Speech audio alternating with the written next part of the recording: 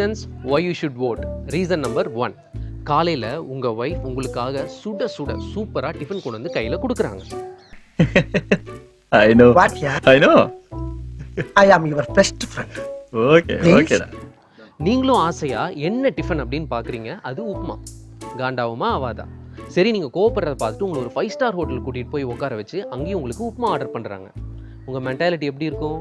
அந்த இலவை வீட்டில் சாப்பிட்டா என்ன, 5 ஸ்டார் ஹோட்டலில் சாப்பிட்டா என்னன்னு இருக்கும்.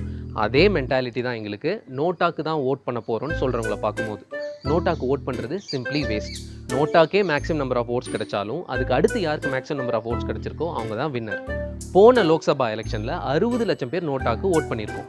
அதுக்கு பதிலாக கேண்டிடேட்ஸ்க்கு அந்த ஓட்டை டிவைட் பண்ணியிருந்தோம்னா ரிசல்ட்டில் பெரிய சேஞ்சஸ் வரதுக்கான சான்சஸ் இருக்குது. ஸோ தயவு செஞ்சு நோட்டாக்கு ஓட் பண்ணி டைம் வேஸ்ட் பண்ணாதீங்க. இதுக்கு மீறியும் நான் நோட்டாக்கு தான் ஓட் பண்ண போகிறேன் அப்படின்னு சொல்கிறவங்களுக்கு நீ புடுங்குறது பூராமே தேவையில்லாதான், போய் புடுங்கு போ.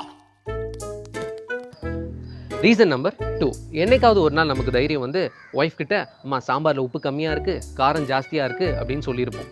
அதுக்கு ஒய்ஃப் கேட்பாங்க, சமைச்ச எனக்கு தெரியாதா அப்படின்னு. நம்ம வாய் சும்மா இருக்குமா? நாம் என்ன சொல்லுவோம், சாப்பிட்ட எங்களுக்கு தெரியாதா அப்படிம்போம். விளைவு அடுத்த 3 வேளைக்கு உப்புமா தான் திங்கணும். அதனாலேயே நம்ம நிறைய தடவை எதுவும் பேசாமல் சாப்பிட்டுட்டு போயிடுவோம். அதே மாதிரி தான் எலெக்ஷனுக்கும் ஓட்டு போட வேணான்றதுக்கு நமக்கு ஏதாவது ரீசன் வேணும். அதனால நம்ம என்ன சொல்லுவோம், நான் வேற யாருக்கோ ஓட்டு போட்டேன், ஆனால் மிஷின் வேற யாருக்கோ ஓட்டு விழுற மாதிரி வச்சுட்டாங்க அப்படின்னு சொல்லுவோம். இந்த தடவை அது மாதிரி பயப்பட வேண்டிய அவசியம் கிடையாது. ஏன்னா VVPAT, voter verifiable paper audit trail அப்படின்னு ஒன்று இருக்குது. அது என்னன்னா, உங்கள் ஓட்டிங் மிஷின் பக்கத்துலேயே ஒரு பாக்ஸ் இருக்கும். ஸோ நீங்கள் என்ன சின்னத்துக்கு ஓட்டு போடுறீங்களோ அந்த சின்னத்தோட பிக்சர் ஒரு ஸ்லிப்பில் வரும். ஸோ இந்த கேண்டிடேட்டுக்கு தான் அந்த ஓட்டு விழுந்திருக்கு அப்படின்ற கன்ஃபர்மேஷனுக்காக அதை வச்சுருக்காங்க. ஸோ தைரியமாக போய் ஓட் பண்ணுங்கள். நீங்கள் யாருக்கு ஓட்டு போடணும்னு நினைக்கிறீங்களோ அவங்களுக்கு தான் அந்த ஓட்டு போய் சேரப்போகுது. இல்லை இது மீறியும் நான் எலெக்ஷன் கமிஷனை நம்ப மாட்டேன், ஓட்டிங் மிஷினை நம்ப மாட்டேன் அப்படின்னு சொல்கிறவங்களுக்கு பேசாம கோயிலுக்குள்ளேயே மணி அடிச்சுக்கிட்டு புண்ணியமாவது கிடைச்சிருக்கும். ரீசன் நம்பர் 3, காலேஜில் எதுவும் செட் ஆயிருக்காது, கரும ஆஃபீஸ்லேயாவது செட் ஆகும்னு பார்த்தா அதுவும் செட் ஆயிருக்காது. சரி, அரேஞ்ச் மேரேஜே பண்ணி தொலைப்போன்னு போய் கல்யாண மண்டபத்தில் உட்காருவோம். அப்போ தான் உலகத்தில் இருக்க எல்லா அழகான பொண்ணுங்களும் நம்ம கண்ணில் படுவாங்க. நம்ம மென்டாலிட்டி எப்படி இருக்கும்? நான் குமார் அவசரப்பட்டிய.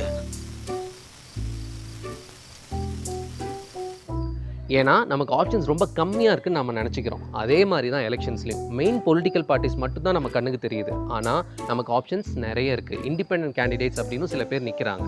ஸோ கட்சிக்காகவோ சின்னத்துக்காகவோ ஓட்டு போடாமல் அந்த தனி நபருக்காகவும் அவரோட படிப்புக்காகவும் அவருடைய திறமைக்காகவும் அவருடைய நேர்மைக்காகவும் ஓட்டு போட ஆரம்பிக்கணும். இல்லை அதெல்லாம் கிடையாது, நான் கட்சிக்காக தான் ஓட்டு போடுவேன் அப்படின்னு அடம் பிடிக்கிறவங்களுக்கு இதுக்கு என்னையே ஊத்திருக்கலாம், ஒரே இடத்துல முடிஞ்சிருக்கும்.